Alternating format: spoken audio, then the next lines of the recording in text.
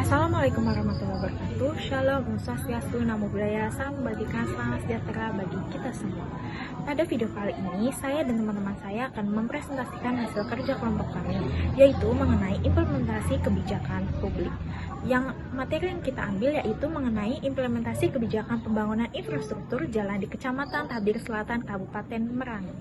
Sebelum lanjut ke materi, saya akan memperkenalkan 5 anggota kelompok kami. Yang pertama adalah Farah Arnata, yang kedua ada saya sendiri Dita Fadila, dan yang ketiga ada Indah Salsabila Agustin, yang keempat ada Nazra Dwi Salsanabila, dan yang kelima ada Herlina Handastari. Perekonomian suatu daerah jika didukung dengan pelayanan infrastruktur yang baik, maka perekonomian suatu daerah tersebut akan mengalami peningkatan yang sangat cepat. Selain itu, barang dan jasa yang dihasilkan akan menjadi lebih baik menurut Hadi Wahyono tahun 2006. Jalan mempunyai peran yang sangat penting dalam mendukung perkembangan dan kemajuan kegiatan sosial, ekonomi, budaya, pertahanan, dan keamanan. Kondisi jalan yang memprihatinkan saat musim hujan memberikan dampak terhadap perekonomian masyarakat, di mana terjadi keterlambatan pemasukan sembako, sayur-sayuran, dan ikan ke desa Muara Delang. Akibatnya, harga sembako, sayur-sayuran, dan ikan di desa Muara Delang meroket naik. Selain di bidang perekonomian, akses jalan juga sangat penting dalam bidang pendidikan, kesehatan, dan juga sosial. Selanjutnya, dengan adanya pembangunan infrastruktur jalan, diharapkan para pengguna jalan dapat memanfaatkan dan menggunakan jalan sebagai akses untuk mempermudah dan memperlancar berbagai kegiatan seperti mobilisasi barang dan jasa, pemasaran hasil pertaniannya, mengangkut hasil pertanian, dan lain sebagainya.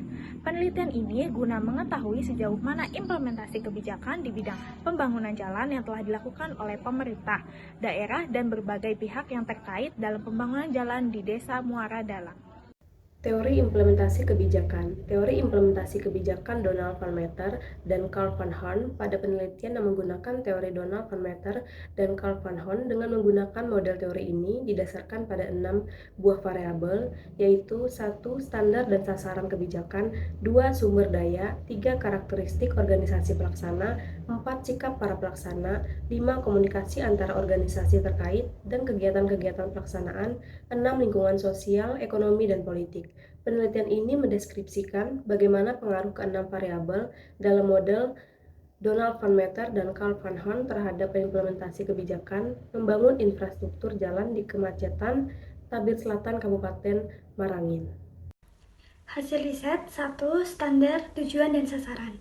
Standar kebijakan pembangunan jalan dengan kualitas baik akan membuat akses mobilitas barang dan manusia menjadi lebih lancar, keselamatan, ketertiban, dan keamanan dalam lalu lintas dapat tercapai.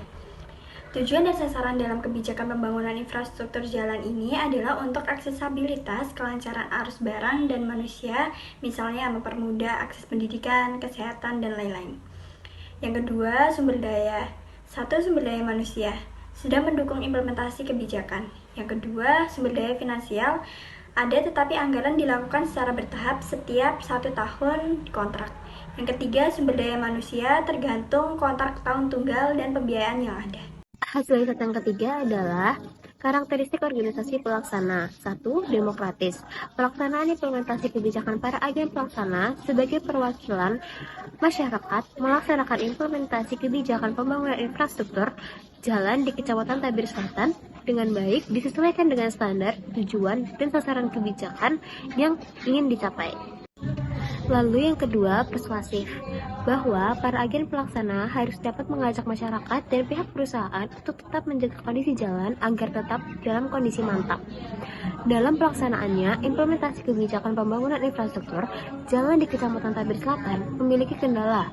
Namun, secara keseluruhan, masalah tersebut dapat diatasi oleh agen pelaksana sehingga tidak ada masalah yang berlarut-larut. 4. Komunikasi antar organisasi terkait kegiatan-kegiatan pelaksana. Komunikasi antara organisasi Dinas BU, Bina Marga, PT SAL, dan Sogun dari informasi yang diperoleh dari Dinas Pekerja Umum adalah lancar di mana dalam prosesnya ada pelaporan secara berkala dan adanya pertemuan-pertemuan antar organisasi terkait pembagian tugas dan tanggung jawab juga membuktikan terjalinnya komunikasi yang baik. Yang kelima, disposisi atau sikap pelaksana. Para pelaksana Dinas PU, PT SAL, dan PT Sogun dalam implementasi kebijakan pembangunan infrastruktur jalan Kecamatan Tabir Selatan adalah sangat mendukung.